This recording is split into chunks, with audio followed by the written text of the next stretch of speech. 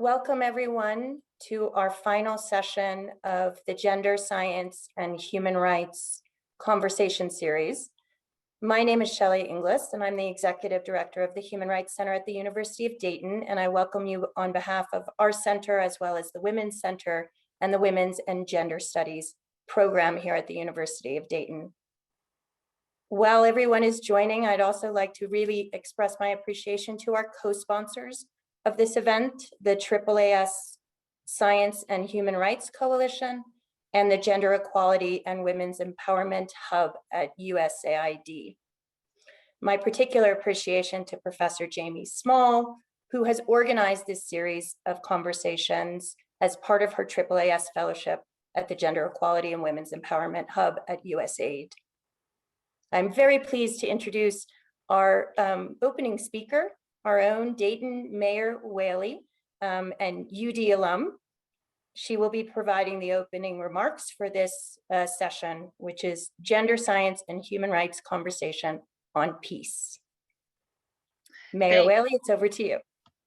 Thank you, Dr. Inglis, and it's great to be virtually with you all and look forward to a time where we can actually be with each other in person to have these great discussions. And what's been so interesting is we've been doing Zoom webinars and these virtual conversations.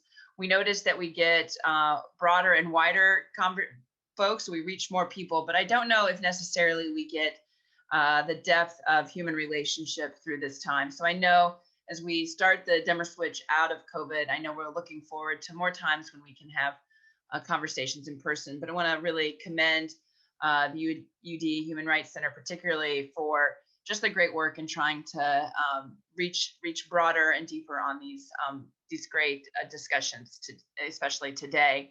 You know, as we are celebrating Women's History Month, there is still, we recognize in our country and in our world, quite a bit of inequity of women and women's ability to get equal pay, equal rights, and then systemically, frankly, you know, our systems are in place that really disproportionately affect women every single day. And I think this latest pandemic, at least in America, has definitely shown that as well, as we think of just who really does the childcare typically. While some men are involved in it, nearly every woman is if they have a family.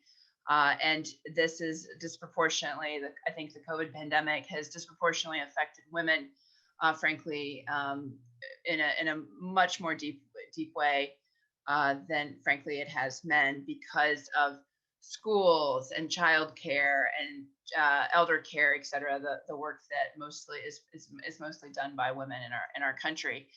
And so I think it's important to first, you know, of course, we celebrate the gains we've made, but I think it's very easy during this time to see how far we have to go. And I'm glad that we're having these discussions. And I know this is an esteemed panel from some of my great friends and allies like Amaha Sellassie and the truly awesome Sharetta Smith, who hopefully will be the next mayor of Lima.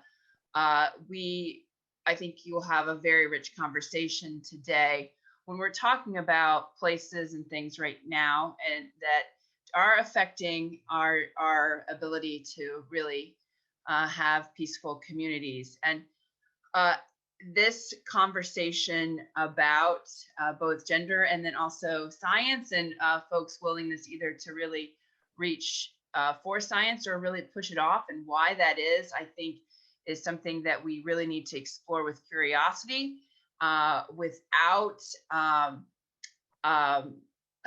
what's the word I'm looking for? Without really judgment, to really fully understand what's happening in our communities, in our country, and where the lack of trust really is and why that is. And so I think these conversations will help in that area.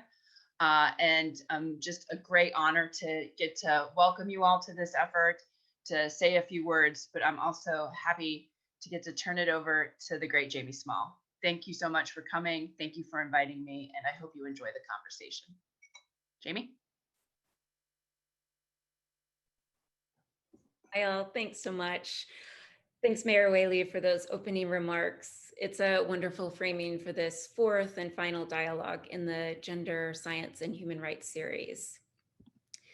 You provided such strong and compassionate leadership for our city, especially in the wake of the devastating tornado and mass shooting in the summer of 2019. So we appreciate your service and your visibility as a woman in local politics. It's truly an honor to have you open this conversation. Now that we are wrapping up this series, I also wanted to give a quick shout out to some of our supporters and folks who have been working so hard behind the scenes to make this possible. As Shelley noted, we have our co-sponsors at the AAAS Program on Scientific Responsibility, Human Rights and Law, and especially Teresa Harris. At the Human Rights Center, we have Shelley Inglis and her team of amazing student assistants, Becca Westfall, Bailey Johnson, Claire Palecki. At UD, we also have Lisa Borello, Director of the Women's Center, and Denise James, Director of the Women and Gender Studies Program. At the USAID Gender Equality and Women's Empowerment Hub, we have Che Shinoy, Diana Prieto, Natalie Levenberg, and Coco Zuberi. This series would not have been possible without the support and labor of all these folks. And thank you also to our audience members who have been tuning in each week and engaging with whatever fascinating dialogue emerges. So cheers to you all. I'll be moderating the conversation today. My name is Jamie Small, and I'm coming to this role wearing two different hats. One is an assistant professor of sociology at the University of Dayton here in Ohio, and one is a gender-based violence advisor at the U.S. Agency for International Development. I'm working at USAID for the year through the AAAS Science and Technology Policy Fellowship Program. In my own research, I study law and sexual violence in the US context. But one of the things that I've enjoyed most about my fellowship work these past 6 months is learning about the innovative gender work that folks all around the world are undertaking. Today, we're going to be discussing peace. We're going to be considering peace from a variety of different angles, from peace-building processes to security to restorative justice, to ensuring that we have women and other marginalized voices represented in political processes. At the core, we're going to be dialoguing about how we can build more safe, equitable, and harmonious communities, where every child, no matter their circumstances of birth, is able to reach their full potential. And we're going to be talking about what happens when we have more diverse representation in decision-making roles. And we'll also be thinking about how we can use scientific evidence to guide and inform these peace processes. These are important questions because there's still so much work to be done. In addition to active conflicts and humanitarian crises, like for instance, what we're currently seeing in the Tigray region of Ethiopia or with the Uyghurs in China, we still have substantial levels of inequality in the United States. These structural inequalities are organized around race and ethnicity, social class, gender, sexual identity, and citizenship status, to name a few. At the most basic level, we're asking, who gets a fair shake and a decent life? When I led undergraduate students from UD on a study abroad trip to Northern Ireland 3 summers ago, we learned about the troubles, especially in Belfast and Derry, the terror of living through sustained conflict, and their subsequent processes of peace and reconciliation, which of course are still ongoing there. It was eye-opening for many of the students, and we kept pushing them to think about how there are also some unsettling similarities with in American society. We still have extraordinarily high levels of gun violence. Boulder and Atlanta are the latest in a long string of mass shootings. We have rising levels of wealth inequality, and our health disparities across race and social class are truly frightening. And of course, the COVID-19 pandemic has only amplified and accelerated these social inequalities and the strains that too many individuals are experiencing right now. So despite our vast economic resources and cultural influence, we've still got a lot of reckoning to do ourselves. Today, we have a diverse audience comprised of UD students, faculty, and staff, USAID staff, as well as practitioners in the field and community members. Our conversation today is going to be a little less technocratic and less programmatic, although we do certainly hope that you'll get a strong sense of the amazing work that these panelists have all been doing for many years now.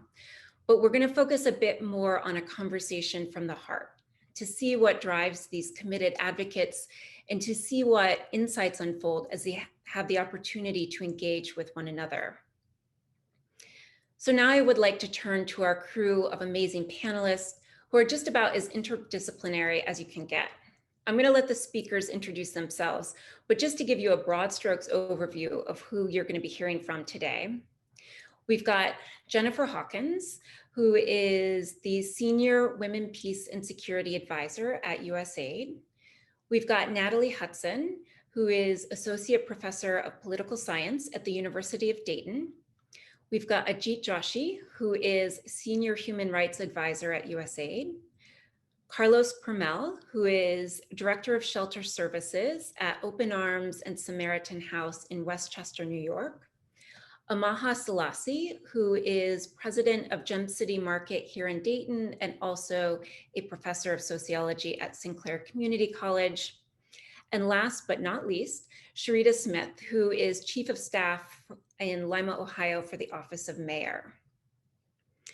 So I think it goes without saying that we've got a remarkable group of panelists today. Each of them brings a unique and important lens to these questions surrounding gender, peace, science, and human rights. And they each engage at different levels, from international policy development to boots on the ground local community advocacy. I hope you'll give them all a warm cheer of welcome from wherever you're joining us today. Before we get started, I'd like to make two important points. First, although today's conversation might not be quite as obviously fraught as 3 weeks ago when we were discussing gender-based violence, we're still going to be uncovering some troubling social inequalities. Moreover, we're meeting during a protracted public health crisis and in the aftermath of racial justice protests from last summer, a deeply contentious presidential election, and a subsequent attack on our nation's capital. It's a challenging time. So I invite you to please take care of yourselves both during and after the conversation.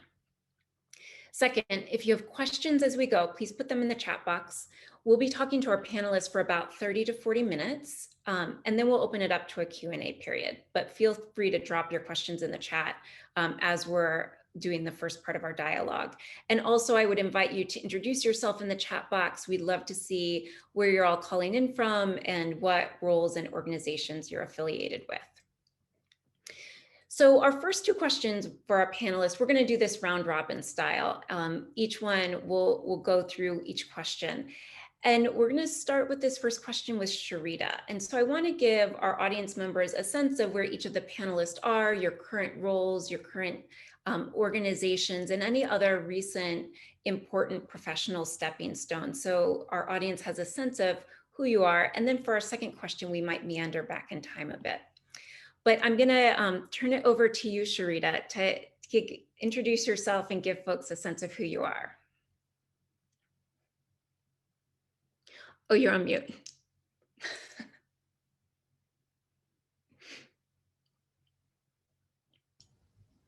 We always forget the mute.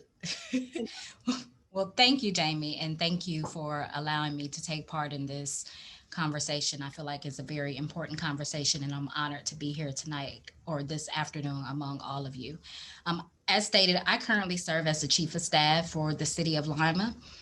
In this role, I am responsible for overseeing the city operations, which includes the coordination of policy and legislation, and also leading many of the mayor's key initiatives. Prior to coming to this role, I served 6 terms as a magistrate in Hamilton County, Tennessee for the General Sessions Court there. And in that role, I presided over probable cause and bond hearings and also issued arrest warrants and search warrants. I have, a law degree from Ohio Northern Universities and a master's degree in business administration. I came back to Lima because this is where I was born and raised. This city has a population of roughly 37,000 people with a little over 22,000 registered voters. In our last municipal election, the voter turnout was only 17%. with 6 of our 23 precincts having voter turnout of less than 10%. And so for me, and the numbers show, more than 80% of the people that live in this community, they really didn't have a say in who represents them, which also means they don't have a say in how they are going to be represented on the local level. And this doesn't sit well with me. It doesn't sit well for me because of the role that I believe that government, and in particularly local government, can play in the quality of life, but also because I still believe in our democracy. And I think in our democracy, it's important to have all voices heard and no one should be left behind at the table. Thank you. Thank you. Yeah, I think I'll just go, and who's next on my screen is Natalie. Great, thank you so much. Can you hear me all right? Great. So my name is Natalie Hudson, and I'm an associate professor of political science at the University of Dayton. And I also direct the Human Rights Studies program here. The University of Dayton is one of a few in the country that offers an undergraduate degree program in human rights, and I have the great privilege of working with students who choose that as their major. I've been in Dayton now for 15 years, which is hard to believe. And I'm a longtime researcher of women's rights and gender equality from the lens of political science and from human rights. I'm particularly interested in thinking about women's roles in peace and security, particularly the Women, Peace and Security agenda. With all its flaws, I still am fascinated by it. Similar to human rights, I think thinking about women, peace, and security is something to be critical of, for sure, but is still a very useful framework for action from very global levels to very local levels. In terms of what I do right now, I sort of can focus on two things relevant to this panel. One being my research specifically. I'm interested in questions around women's advocacy and how women's groups, women's peace activists, frame issues of human rights, basic needs, protections in terms of security, and how does the framing of those rights, those issues as security issues serve women? What resources or access does it provide? What might be lost? What do we assume about women's role in peace and security when we make those arguments? So those are the things that I think a lot about. And that leads me to the second point, which is my teaching. I feel very called here at the university to push students to think critically about how women, as well as ideas about gender, intersect with our understanding and our approaches to peace, our engagement with war and armed conflict, our acceptance of militarism, the connections and gaps between the pursuit of security and the pursuit of human rights. And so I have the great privilege of working through those with students here at UD. So thank you. Thanks, Natalie. I feel like that's a good segue to Jennifer. Mm-hmm. Good afternoon. My name is Jennifer Hawkins, and I serve as the Senior Women, Peace and Security Advisor for the agency at USAID. So half of my job is a lot of the policy work that Natalie mentioned, right? Implementing the US strategy on women, peace and security, which has always been a White House-led initiative, and then doing a lot of the programmatic activities, right? I think USAID is a good example of really when policy meets practice, and we really get to inform policy from our activities and programming in the field. So part of Women, Peace and Security, as Natalie also mentioned, is talking about women's participation, right? Meaningful participation and peace and political processes, as Sharetta also alluded to in her opening remarks, which I think is so important, really getting representation in the political space. The other part is protection of violence. And this is kind of Jamie's wheelhouse, right? The gender-based violence field, which is a huge line of effort for women, peace and security, particularly protection of violence of women and girls in areas of crisis and conflict or instability. And we see obviously women are more at risk in those instances. And then of course, working with our host governments. That is a big thing to increase their capacity to implement policies and strategies like the Women, Peace and Security Strategy or their own national action plans. And then also the last part of this agenda is really making us smarter, making sure this is a part of our work. This isn't a sideline initiative. This is a part of the DNA of how we do business. And we take that very seriously at USAID. The one thing, other part of the job that I've been working on since the summer of 2020 is building a Diversity, Equity, Inclusion Task Force, really to talk about how diversity, equity, inclusion is really closely related to our work in the peace building space and how it's informing our work. One thing we've looked at WPS through our partnership with the University of San Diego and the Kroc Institute for Peace and Justice is equitable partnerships with women and women leaders and women organizations.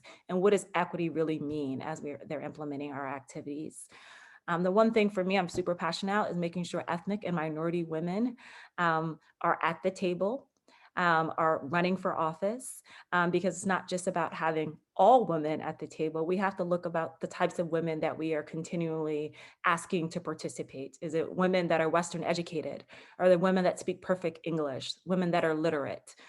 To kind of fit our needs and agendas. And so I think it's very important to encourage minority and ethnic women and women of different religious minorities to participate also in peace and political processes. So I'll stop there. Awesome. Thanks, Jennifer. Carlos, you want to go next? Let me unmute. Good afternoon, and thank you so much for just having me to be part of this conversation and to be part of the learning. I'm kind of selfish in that way because as a practitioner, for me, it's always about trying to stay informed and be part of the voices. But as Sharetta was speaking, I always tend to think about my journey. I mean, right now I am currently the director of shelter services for both the female and the males homeless shelter in Westchester. And so we deal with a myriad of challenges. In addition, we also have a soup kitchen. I mean, it's really interesting because in the women's shelter piece, we're talking about peace, and obviously peace comes after violence. And so we kind of begin to unpack some of those stories in there. But the other thing that's really interesting is that we just don't have enough space, right, to manage those challenges of the ladies. And so it's really interesting when we talk about equity, there's not even equity in the space that we're creating because the women's shelter is that much smaller than the men's shelter. Not to say that the men have more challenges. But I was thinking a lot about, so that's kind of this kind of ground level work that we do here. And there's so much trauma at that level that half the time it's just trying to get them to figure out what the baselines are and get them to a healthier space. So they don't, the larger questions that we're kind of dealing with here, that's sometimes out of their scope. But I was thinking about my trajectory here today and what it means as a male to be part of this conversation. And so I'm British born, but my parents are from the Caribbean, from Trinidad and Tobago.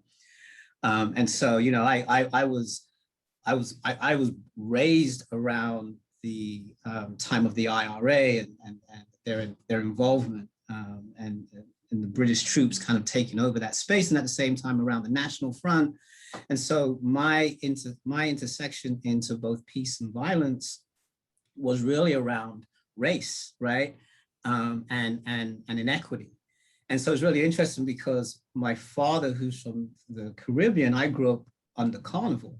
And so it's interesting that growing up with music and growing up in community and bending wires and making costumes, right? This was a community that was created around peace, around activities for young people, around the culture, and to keep me and my brother off the streets.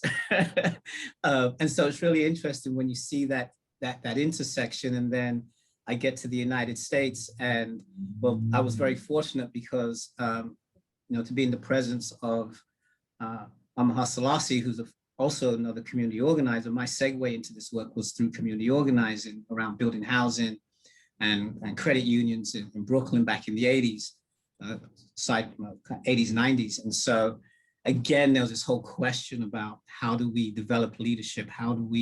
What is power? What does power look like? And how do we get that? And so my final point to that is, when we looked at the amount of people we would have at delegates assemblies or at conventions, more often than not, 9 times out of 10, we had women who were running the front on this, right? And holding the feet on the ground. So it's just a joy for me to be here and to kind of be part of this process. And thank you so much. So glad to have you here. Ajit? Thanks, Jamie. It's wonderful to be here on this panel, and I'll perhaps pick up a little bit on some of the points that Jennifer made. So I'm a colleague as well of Jennifer Hawkins and Jamie Small that you see here on the screen at the U.S. Agency for International Development. And Jennifer did a terrific job in kind of laying the framework of how USAID operates. And I'm assuming many of the participants have already joined some of these other sessions and know of USAID as a foreign affairs agency with the dotted line to the Department of State, yet under the Biden administration, having greater representation, and particularly if the Senate confirms Ambassador Samantha Power, we'll see a woman at the National Security Council representing USAID, which will be fairly significant in terms of the elevation of that position and representation. So talking about representation, I think that's a critical thing to mention. As Jamie mentioned, I work as a senior human rights and inclusion advisor. I've been with USAID for 22 years. I've worked in a variety of fields, and it's wonderful to kind of remind myself about the title of peace being within this this session for today, as I started my career actually as in the conflict management and peace building and governance unit within the Bureau for Africa at USAID. At that time, we didn't have a conflict approach, a conflict mandate, and I stood up prior to now existing conflict vulnerability assessment frameworks in an office and programs. At that time, it was an area where people really weren't paying attention, and one of the key areas that I was intrigued by was the role of women, peace, and security, and looking at gender, and specifically around how violence is perpetrated by issues of intersectionality and identity that Jennifer referenced. So this has been an area of passion and commitment for me throughout my career at the agency. I like Jennifer, I've also been active in the diversity, equity, and inclusion work stream at the agency. And for me, intersectionality is a critical piece to really unpack and pay attention to when we think about gender, human rights, peace, security, and political participation for more equitable and just outcomes.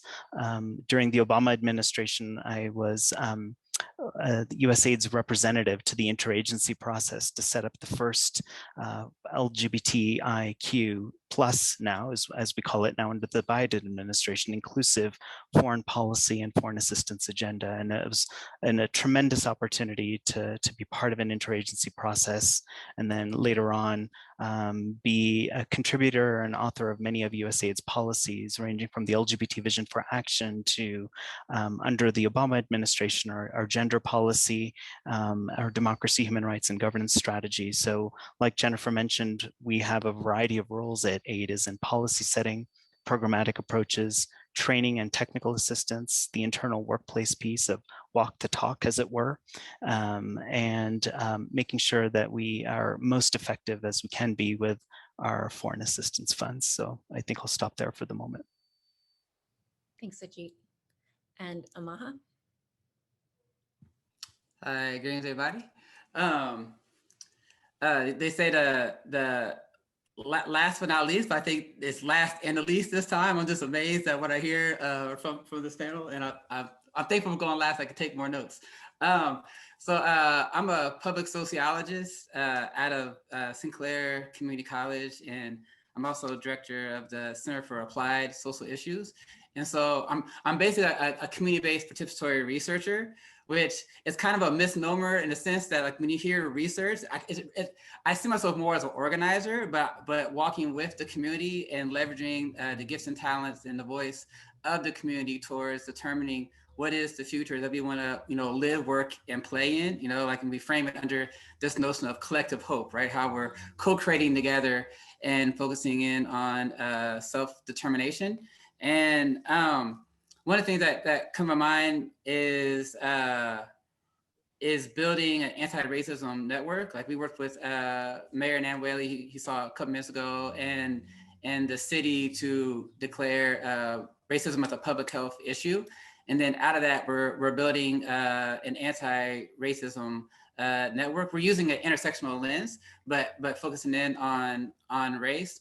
And to me, part of that is my growing, that for a long time, especially as a sociologist, you know, like I'm deep into structure and how to challenge underlying assumptions that are building the structures and organizing power, you know, the around gender, race, class, age, and sexual orientation, and with the distribution of access to resources, opportunity, et cetera, et cetera. But lately, I've been shifting towards, you know, how do we harvest the gifts and talents right now? And part for me is by building alternative spaces. And so one project that's come out of that is that we're building the Gem City Market, which is a co-op in West Dayton, area that is within a food apartheid due to years of disinvestment from redlining. And we're getting ready to open in about a month. But the process has been a one of bringing the community together. You know, we're divided by a river in Dayton, but people from all over the region have been coming together and working together, co-creating together. We've been participatory to the process, and through out of that, we've built like this hope that you can cut with a knife. You know, that you know, there is power in communities, and that like when we determine what we want to see and we're willing to work towards it, that it can happen. And so, yeah, I think I'm really just interested in how we build deeper collaboration and cooperation and deeper trust and deeper relationships, and how to really be the invitation into the communities that we want to see. Because I think the power is in showing that something else is possible, you know, and then, you know, inviting people into that space and honoring their gifts and talents. And really creating that sense of belonging, you know, amongst the community. So yeah, I'll stop there for now. Awesome. Thanks, Amaha. That was great. Our second question, now that audience members have a good sense of where you all are, and just to reiterate again, like, you're such an amazing crew of 6 folks. We've got, like, the breadth is just phenomenal that you all bring to this space. Our second question is focused on the origin stories of your work and your career. I think that it's possibly safe to say that a lot of what you're doing and outlining and the commitment you've made in your life to this work on peace and justice, restorative justice, is probably not motivated by money. There was probably some other galvanizing moment in your earlier years, probably a series of moments that really sparked you and pushed you to do the things that you've outlined here. So I'd like for each of you to share a moment, a story, an anecdote from that is that galvanizing spark. What drives you? What pushes you to work through the hard moments? What was that thing that got you going in this line? And I think we'll start again with Sharetta. I'll remember to unmute this time. Thank you again. So for me, the driving force has always been community. And really what I mean by that is I kind of grew up in a single parent household, because when I was younger, my father was sentenced to federal prison. And so for a long time, my mother raised myself and my younger sister as a single parent. And it was the community that stepped up and helped her raise us so that she could work a full-time job and we could continue to excel and succeed in school and do, you know, participate in sports, all the little things we would not have been able to do had it not been for community. And that's not just siblings, that is everyone in the community. So I've always had a heart for community. Second to that, you know, I had children early on. And so by the time I was 21 years old, I had 3 children. And so again, community assisting, you know, me navigate through undergraduate school, law school, all of that, you know, with my children. And so I formed a deep sense of wanting to give back early on. And I always wanted a career that helped people. And particularly because of the experience of my father going to prison, that kind of navigated into me wanting to be an attorney. And so I started out my professional career as a public defender, you know, helping people make sure that they receive fair representation and that their constitutional rights were protected. and then transitioning on to being a magistrate. And after about maybe 4.5 years on the bench and seeing, the same people over and over again, whether it was actually the same person or the same person by profile, it became even more evident that many people end up in the criminal justice system because of social issues that are primarily centered around inequality. And I started to think that I could make a bigger impact if I transitioned in a role such as the one I'm in now, to have a direct hand in what are those policies that actually affect how people live and what their quality of life is. And so I made that transition. And I'll say many attorneys or judges probably would not agree with me, but this work is much harder, but it's also more rewarding because you have a lasting impact from this level when you can actually implement policies that don't just change one life, but can change lives for generations. So that's what inspires me to continue to do this work. Thank you. I think maybe we'll shift up the order a little bit this time. Carlos, do you want to go next? The origin stories of your work. Yeah. So I don't think it's one thing. I think there's this real intersection between experiences growing up as a Black male in Britain, and then also having the experience of as a post-adolescent growing up in the United States as a Black male. And so, I've got these tensions, right, that I walk around with these two countries, right? That really tear me like at the soul. And so it's like the further out I get, the further I go back. And I remember my father used to have this night job. He was like a truant officer. And, I'm a classic case of divorced parents. My mother left my father raised us for a little bit, and then he became horrible as a person. He was just damaged, right? But he would just take us around with him to kind of at his night job. And so we would have to walk the streets while he's knocking on people's doors. So that's like, I'm like 7 years old, right? And so that's a real experience. But I remember one time he had this little book by the telephone. It was like a sociology book. And I started kind of reading it. And I think that was like my formative kind of understanding of like, there's something here.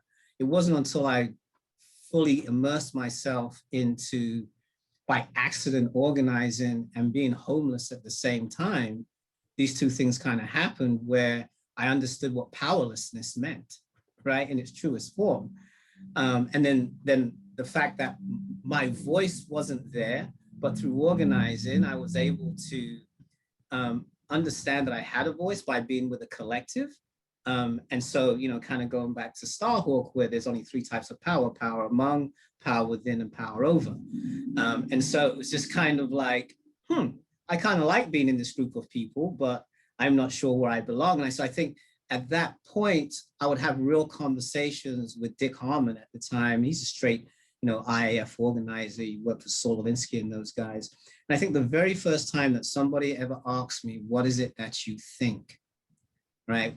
And here I am at 19 years old, 2 years away from becoming a statistic, pulls me to a pizzeria. We go through a quick session, leadership session. He says to me, what do you think? And so I think at that point in time, it was like, so I have value, right? And so as I started to kind of understand the machinations of politics and structures and policy, I never went back to college until I was like 24, 25. So I had something to bounce that stuff off. And then somehow I found myself in Indiana, and I found you, Jamie. And right. And that started a whole nother trajectory. But I think it comes down to some of the pieces that Sellassie was talking about around. I'm having trouble hearing you. Just this question about harvesting gifts and talents, as we see that in the community, and know that I see myself in all of these women and all of these young boys and all of these young girls, and that there's an opportunity to move them to a place of real hope through real work that they do, whether it's learning how to program or working on a community project, filling a garden, working on sustainability questions. I think to me, that's another place in which we understand that peace is about prevention, right? We don't have to get to the violence part. These small acts in communities is really the root of where our peace comes from. And then I think, so I can wrap this up, goes back to this conversation we had earlier about peace is the extension of what we feel inside. And if we could get that as an extension at the community level, then that individual turmoil, particularly as Black females and Black males, and what that feels like as people of color, that we walk around with this constant trauma, that to feel the strength of working together like Sharetta does in her work creates this level of peace and hope. And I think for me, it's getting through those pieces what has really brought me to this place in time. Awesome.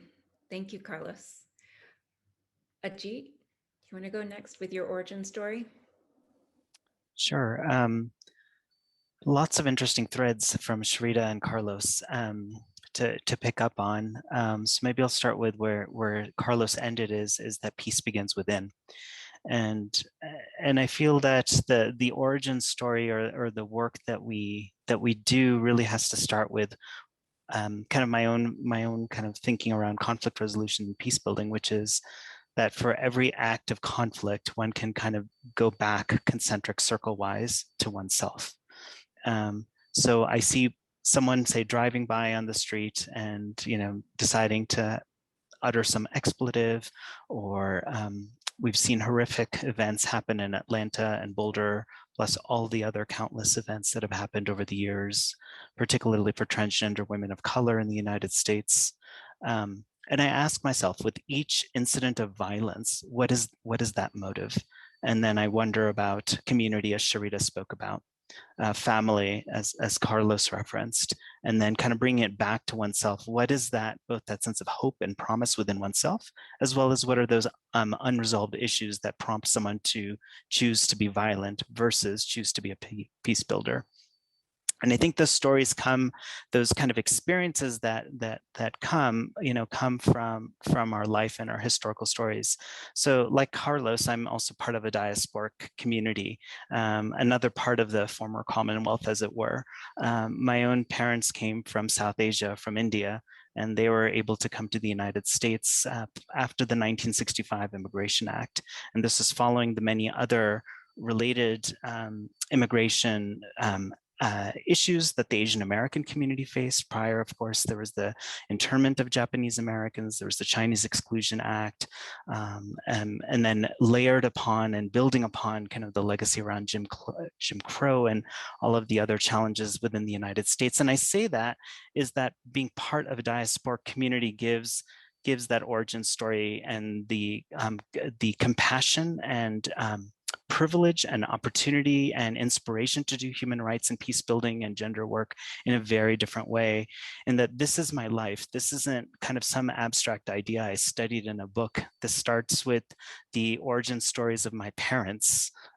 This is this origin story of my mother, who was not able to, whose family was really financially struggling after independence of India, and for her to be able to go to college and then enroll herself in nursing school, something she didn't want to do, and then later on met my father. So these are stories that are not my generation. These are stories of my ancestors and their forefathers and foremothers, if there's a word like that, or one we can create now. So this is really, I would say, this is part of something when we think about epigenetic trauma or intergenerational trauma. Hope and promise doesn't happen in a vacuum. It comes from a community, it comes from hope, it comes from solidarity. And so those touchstones for me were, as a child of immigrants, going back to South Asia, as it were, going back, and that term can be even unpacked and problematized. Since I was also born in the UK and I'm a naturalized US citizen. And so what it meant for me going to South Asia was seeing people who were living in extreme poverty. And the very issues I read about and people discuss in world capitals, for me, this has incredible resonance. I've seen lived poverty, and I understand, whether it's my own immediate family or extended family or other stories in South Asia, what poverty is all about. And we know when it comes to famine, it's a failure of governance. We understand when it comes to women's political participation and peace-building process that women need to be at the table. And so for me, the experiences I remember also beyond family stories were the images I saw on television in the 1980s. And it was the 2 famines in Ethiopia. And that really struck me as here I was, a kid in Western Massachusetts, growing up in the United States, but what could I do? And part of it was there was this personal lived passion and motivation that I knew I could see poverty up close and personal when I had the chance to be in South Asia. And now here was an opportunity. So my career ended up being on a Fulbright in India, and I studied women's access to healthcare in India, and I looked specifically at the correlation between caste and education and health outcomes. And so my work started to be grounded through medical anthropology and health-seeking behaviors to understand what makes women being able to choose health outcomes, what are some of the barriers to health outcomes, and what are the challenges even in, and the focus or the field study, the ethnographic study, happened to be in an upper caste group. And so even in a quote unquote space of privilege, there are huge obstacles and barriers, and as I knew from my own family history. And so my origin story comes from family, it comes from community, it comes from the diasporic experience, it comes from being a hyphenated American, knowing that I always would have to work harder. And as many South Asian Americans of my generation were told by their parents that, you have 2 options, be a doctor or an engineer. As long as they don't know your name, you're not on TV, you'll be fine. But, hide behind the scenes, do your work, and you could succeed. It was a very different approach. And that really came from what? Issues around safety and security, really wanting the best for their kids. So many things to pick up on the themes that everyone has shared. Thanks. Thanks, Ajit. And just to note, Sharetta had to log off. She has an urgent work issue related to her campaign. She's running for mayor of Lima. So I'll totally understand that everyone's busy and boots on the ground kind of stuff. So I'm glad we were able to have her here for our first bit of time. Natalie, can you share your origin story next? Sure. Thank you. So I can pick up a little bit, I think, from where Ajit left off in terms of, where we sort of find ourselves and the places of privilege and trying to make connections from what we're doing to places we want to make a difference in. I part of my origin story is getting my PhD, and really in unintentional ways, I was very good at school. But neither of my parents had graduated from college up until that point. I'm not even sure I knew what PhD stood for, but I was good at it. So I went with it, right? And I found myself in graduate school at the University of Connecticut in 2001. And I remember trying to find a research project for a class, and I read about the passage of 1325 by the Security Council. And really, it seemed to me at the time an absurd notion that this was the first time that the Security Council, which I knew a bit about, that central body of the UN, that had actually addressed women's issues and gender equality for the first time, and had been operating for 50 plus years.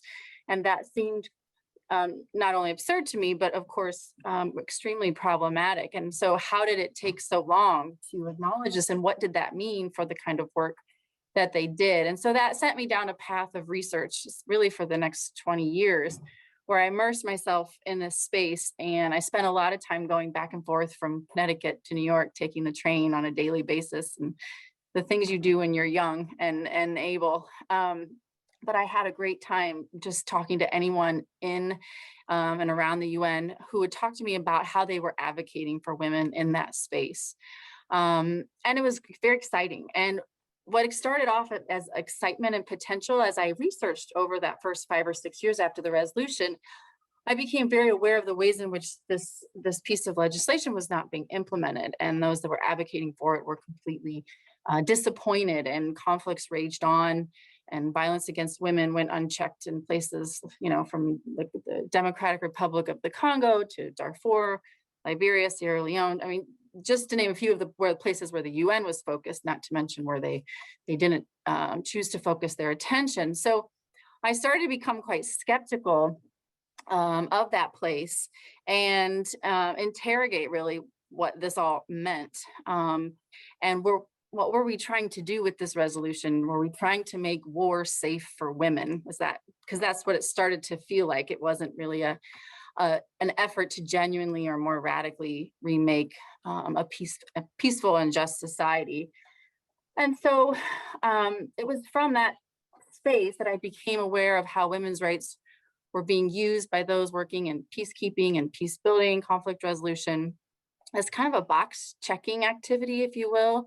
You know, the argument of sort of what can women do for us rather than what can we do for women.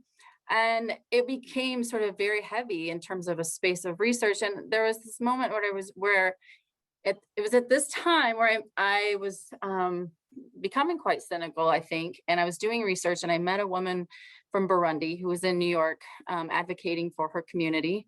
She was a peace activist and she was amazing. We ended up spending quite a bit of time together.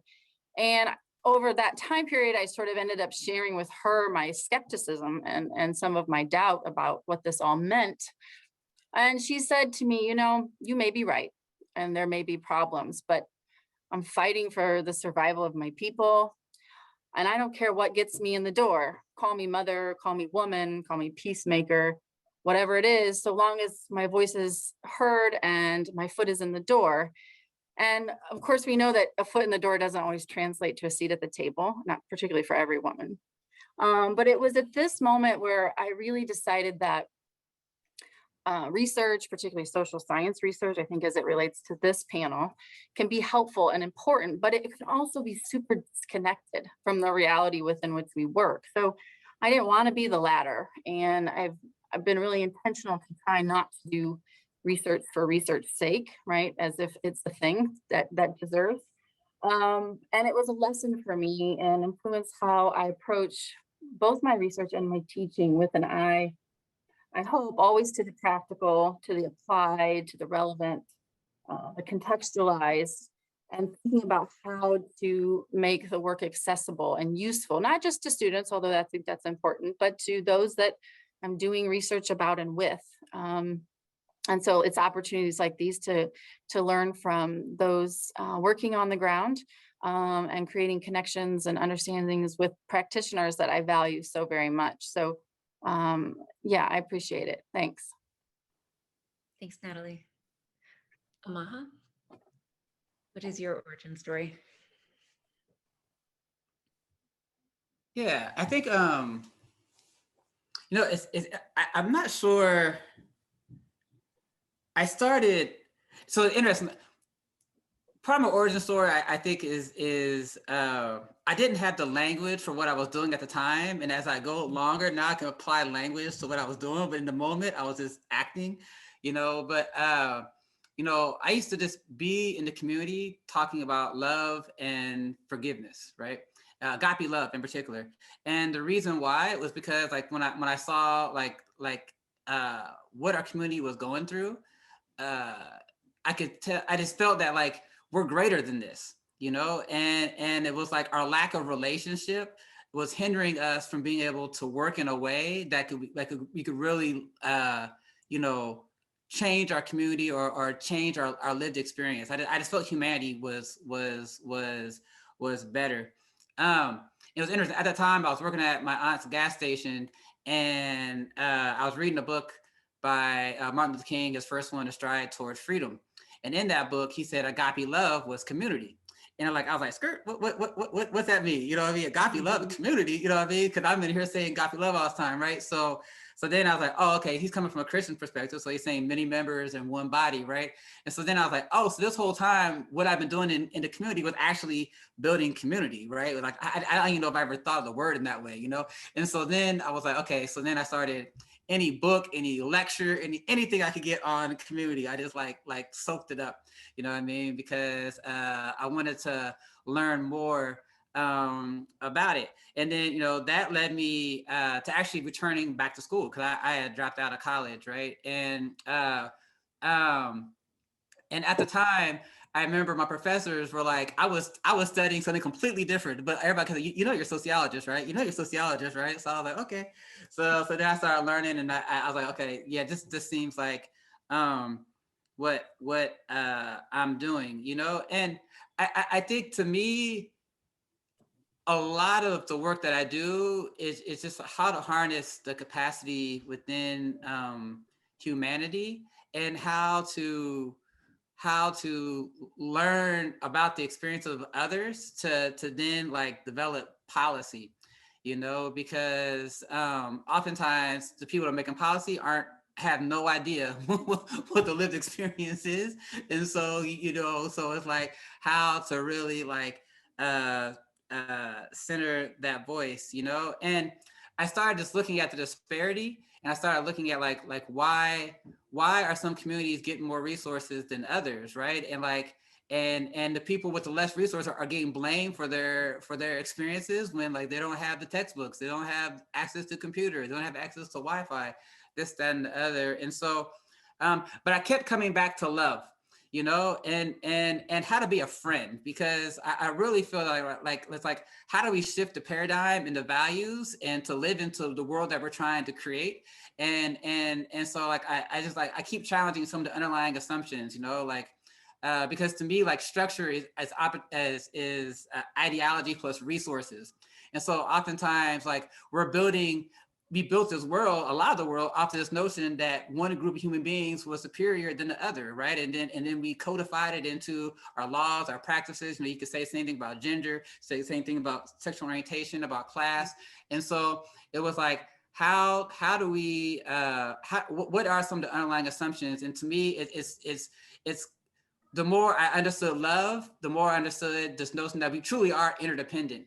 And now I'm just so, the pandemic has shown me that like there is a social body, like when we were all in clothing, smog decreased, right? Like animal migration patterns changed and all these things that showed us that like there is an actual footprint, right? And so to me, it's like, if we believe or we know that we're all interdependent, or what King calls a single garment of destiny, right? Or Ubuntu, I am because we are, right? This that small shift then changes how we see each other, how we interact with each other, because now cooperation comes up, right? Love, trust, collaboration, all of these things. And one thing that I'm sitting here and I want to bring to the table, because I'm horrible at compartmentalizing. I actually have, I'm a co-founder of a community-based insurance program inside of Ethiopia. And I'm bringing that up because the area, it was a landfill that they covered over with dirt, and they put the undesirable, right? So if you had leprosy, if you had AIDS, right, they built these little huts and they put you in this area.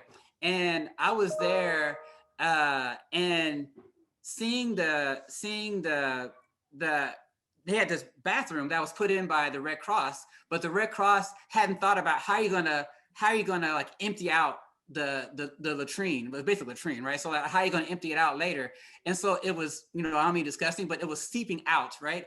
And there's kids that are their huts are right next to it, and they're walking on it, right? And so we raised some funds to help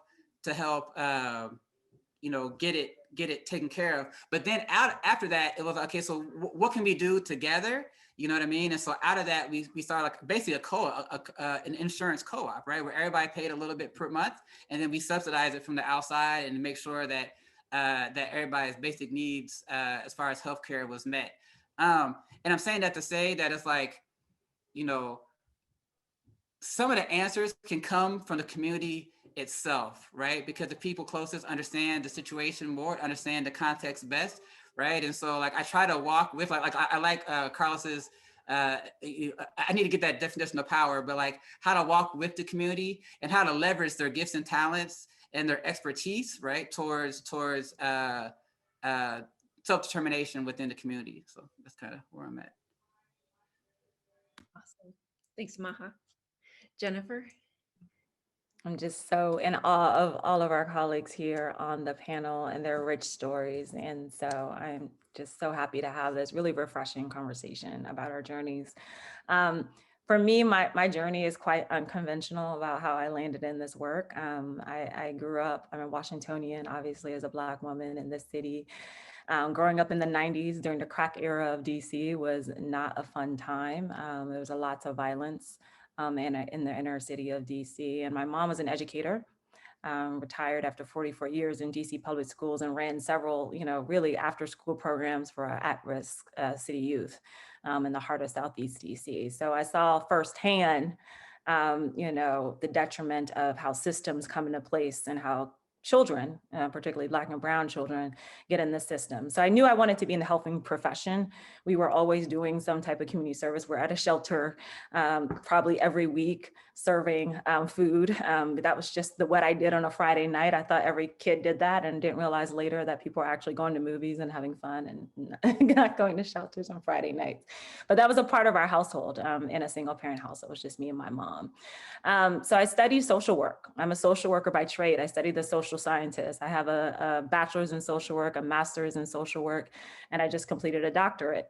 And I think the interesting thing about the social sciences, really having a social work perspective is huge. And I'm so happy Amaha and Sharetta and Carlos and Ajit and others and Natalie have said community-based approaches. That is what drove me to this work.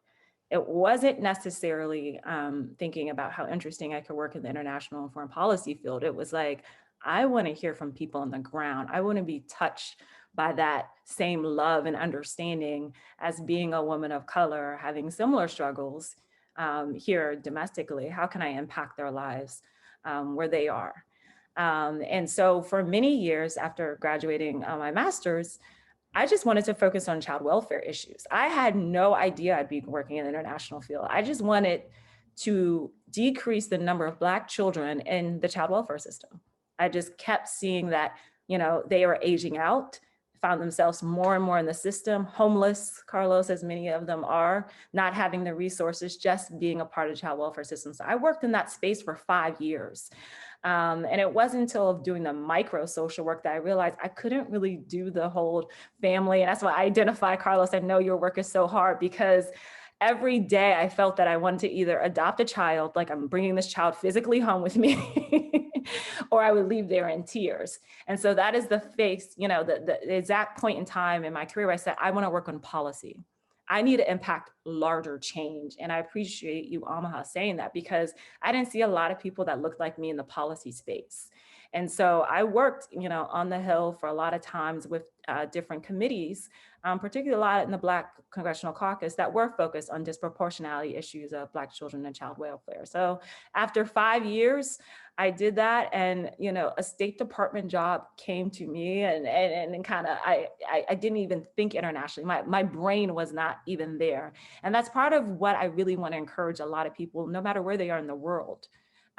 Sometimes, they say, if you can't see it, you can't be it. I didn't even know about this career because nobody was talking about it in my profession or in my area. So, and I live in Washington, D.C. I grew up here, and that still wasn't accessible to me. So when I came to that space and I saw people working this work and they're using very fancy terminology, they're talking about conflict and crisis and stability. And I'm like, so you're really just talking about a community-based approach. Like we're really just let's just make this more personable. Like stop it with the jargon, right? So we're really talking about community-based approach. And then I said, you know what? Why aren't we ever looking at what the women and girls and how it's impacting them? And this was like really taboo in the early days before the National Action Plan for Women, Peace, Security came out in the Obama administration, is that no one was looking at it in terms of their policies or their programs. It was like, if you said something about women and girls, it's like, maybe later. We'll think about that later. Right now, we're dealing with a crisis. These are literally things that what they would say to us. And so, when the policy came up, I worked really hard to just make sure that I was a part of that conversation. And I've been working on women, peace, and security ever since. And then in my DSW, I, really wanted to focus on social justice movements. So I wrote my dissertation really on disrupting the funding landscapes between social justice organizations and leaders, because I feel like they are struggling to carry this work. and they are not funded appropriately or given enough credit for the work that they do. And so that is what I focused my previous studies on, and just finished in December. So I'm just in awe of everyone's work here in this space. And so thank you for the time for telling my story. Thanks so much, Jennifer. That was awesome. And it's such an honor to hear all your origin stories and where you're at now and the meanderings and the themes and threads and commonalities that have come up, but also some of the divergences. I'm going to encourage audience members to keep putting your questions in the chat. We may or may not have time to get to them all, but it's great to see the dialogue and like get those threads going. So please put them there, and apologies in advance if we're not able to get them all. I'm going to turn to Carlos and then Ajit, who both noted that they had observations. So I wanted to kind of jump in on some of Amaha's piece, because he talks about like love, talks about how to be a friend, you know, and, you know, the lack of relationships at the ground level, you know what I mean? I'm like, this is so critical, right? That the way communities are designed and created at that level, there's more distrust than trust, right? And so learning how to be a friend is so critical. Coming from the space of love is critical. But there's and it's funny because I've been reading Heather McGee's new book, right? What is it called again? The sum of us, right? Right? It's I'm like in chapter 2, but I'm like, it's just amazing. I have to underline every single page. And so there's this thing about learning and unlearning, right? And so when we really think about this relative to, I think, gender equity, gender violence, and even science, right? And getting data, there's this space where we need to figure out what we need to unlearn, right? Because that stuff is so detrimental. It's been compounded over years. And then, so then begs the question, what is it that we need to learn? Yeah. And so my final piece to wrap up on this is kind of going back to Jennifer, like, you know, we land where we land, right? The trajectory to how we get there, it may not be clear to us, like all the time. Amaha's people telling him, oh, well, you're a sociologist, you're a sociologist. He's like, oh, no, I don't think so. But we land where we land, right? And so even if you think that you're going to, you aspire to be somewhere, but where you are, you should not think of it as that you didn't reach, because that's where you land. There's a process that got you there. And I think it comes down to 3 things, right? There is discovery as we grow. And then there is self-discovery, because we discover ourselves and who we are and how we kind of manifest. And then as part of this whole unlearning and relearning, there's that rediscovery, this rediscovery of the relationships, my voice. I peel away the onion. This is what my belief system really holds. And we're functioning in what I believe is a culture that it's so shifting, it's so dynamic, it's so beautiful. Who better yet to write policy than someone who has been on the ground and could move between micro and macro? Who better yet than the Jennifers, the Natalies, the Ajits, the Jamies, right? And everyone else who's listening on this, who better yet, that ground level work, that's the substance. We feed that, right? We start to understand this new language about how to speak about gender violence, how to speak about peace, how to inculcate. We shouldn't be talking about equity as it comes to where women should be placed in this culture. They should just be placed there. Equity should be second nature, right? And so anyway, I just want to kind of, you guys kind of sparked me in that piece, and I just had to get it out. Thank you. Amaha, do you want to reply to that thread since Carlos picked it up from you, and then we'll turn to Ajit? Yeah, sure. I appreciate what he's saying, because I think, you know, there's different theories of change, right? But for me, it's knowing that the micro creates the macro, right? And so like building, you know, oftentimes I can't count how many times that like people want to overlook the trust building part And then like 3 months later, everything's falling apart. And then like a month later, somebody wants to pick it back up again, right? Because we don't understand depth over speed. You know what I mean? And it's building the deep relationships. And my best example of that is the Gem City Market, right? Because it started as an idea as we were exploring access opportunity.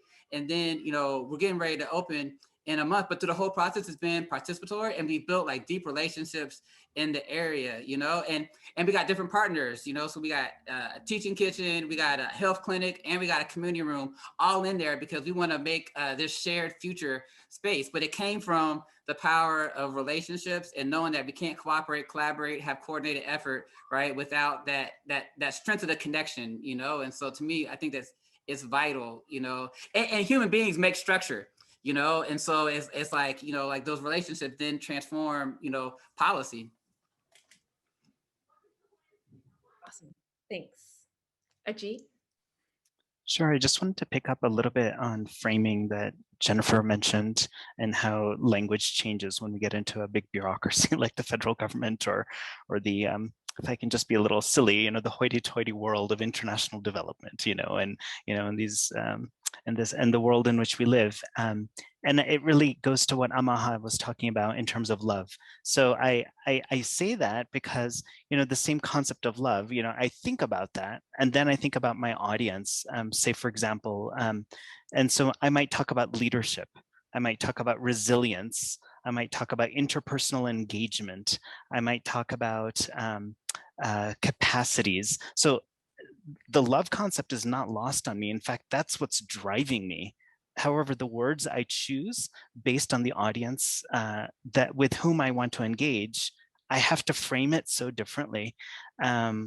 So I think it's similar to different communities of color, of different economic backgrounds, immigrant backgrounds, linguistic and educational backgrounds globally, that they may have to choose to speak in a different way, a different language based on those with whom they interact.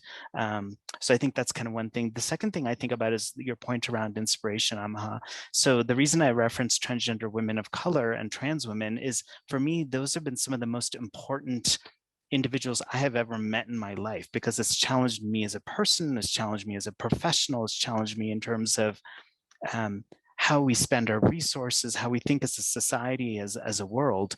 And so I always ask, who are we talking about? And I never settle for women. I'll say, okay, but which women, of which class, which background, what is their ability, what is their language background, are they survivors of gender-based violence, so I really need to unpack. And I know, I'm sure my colleagues find it frustrating because I constantly drive this intersectionality point, because it comes from a place like Jennifer described, is when we know from our lived and professional experiences that there are people that are hurting and there are people that are going to get left behind, we can't forget them. So I distinctly remember in 2011, it was a colleague of mine, I asked her to join me at an event at the State Department, and I knew what Secretary of State Hillary Rodham Clinton was about to do.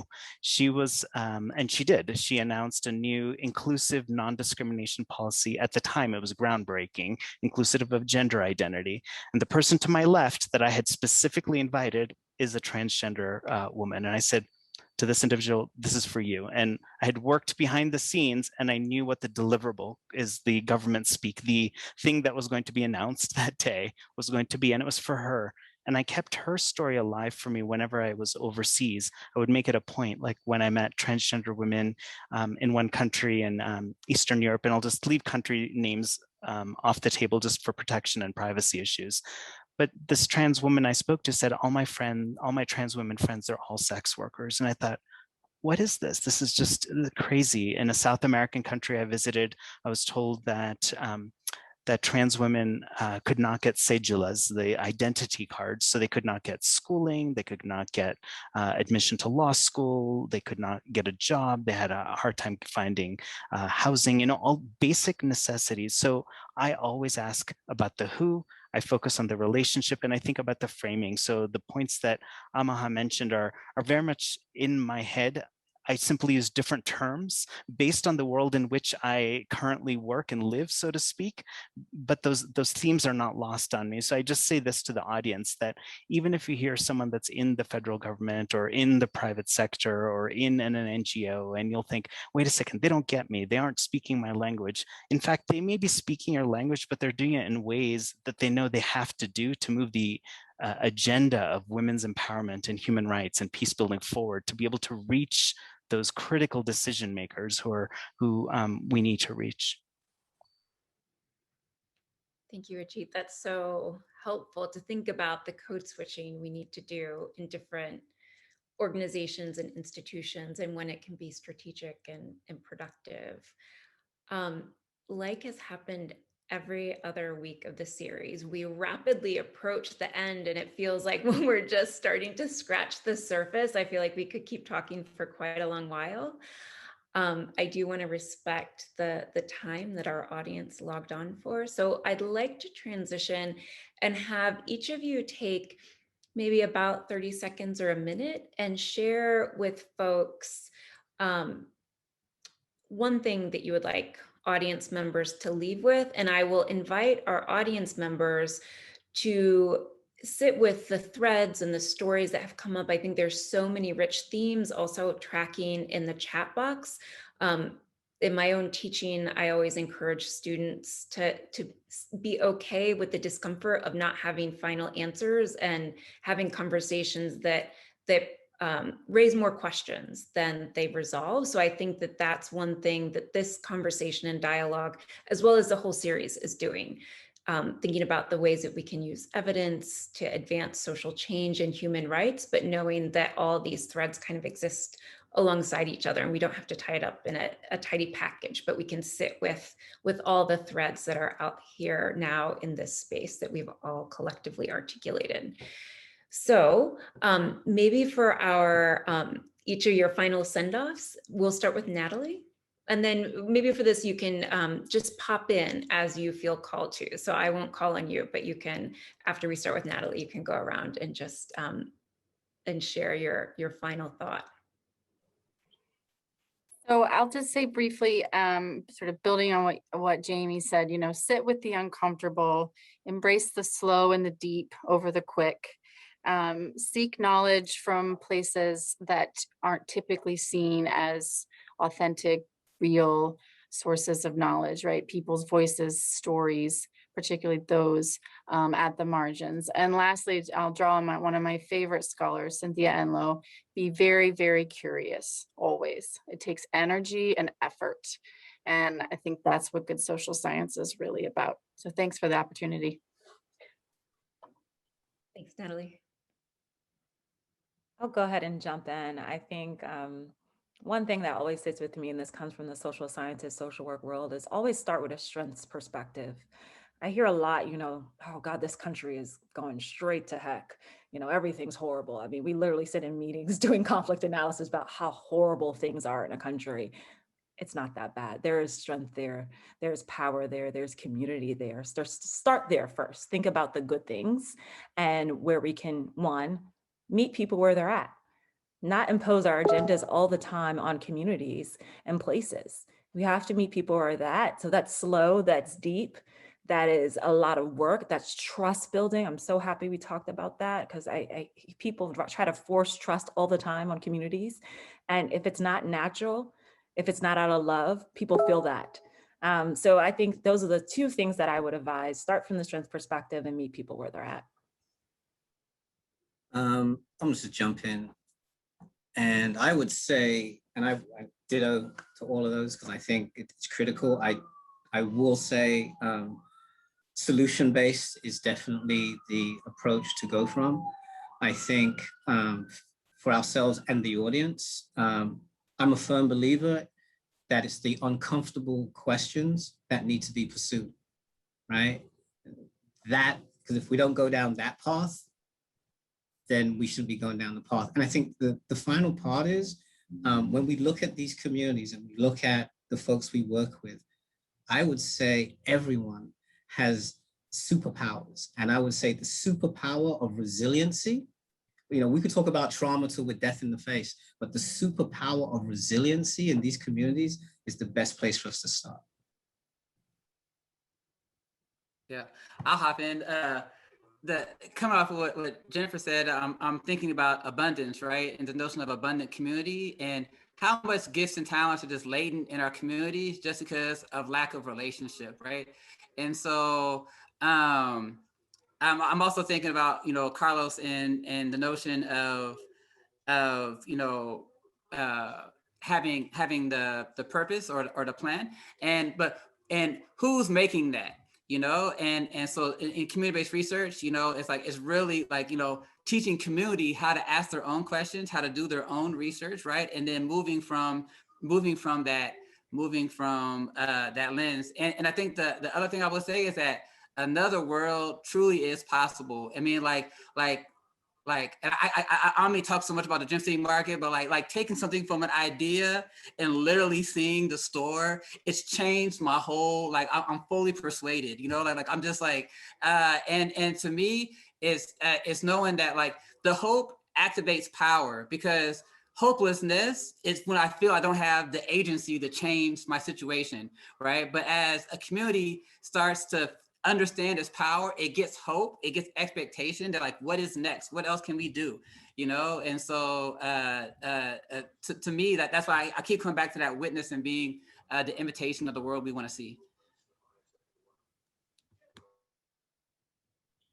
I really loved how Natalie, you started with curiosity, and Jennifer went to kind of an assets-based approach, and Carlos, you came to this idea of resilience, and Amaha ending with hope and abundance. And I think that's a wonderful way for us to kind of think about connecting the mind with the heart, is have that critical thinking and still be real, still maintain one's humanity. And I think that's kind of the theme that Jamie's tried to articulate throughout this session, is we come to this with the head, but leading with the heart and from a place of integration. And I'll drop a piece that I published around resilience. And it was one of the examples, I think, of how we frame these issues for different kinds of audiences.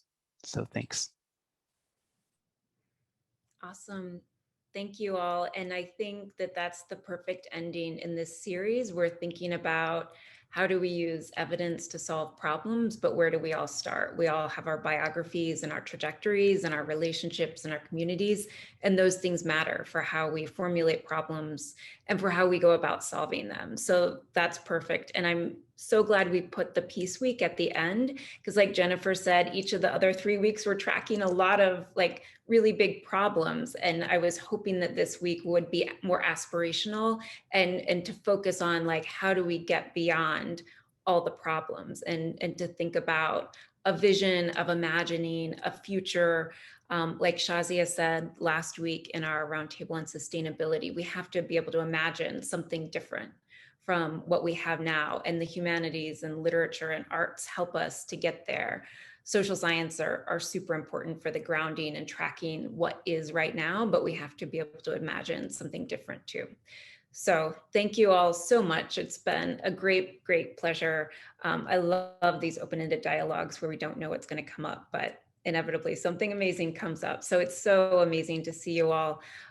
We'll log off now, and we can take these threads and move forward as we move into the spring season.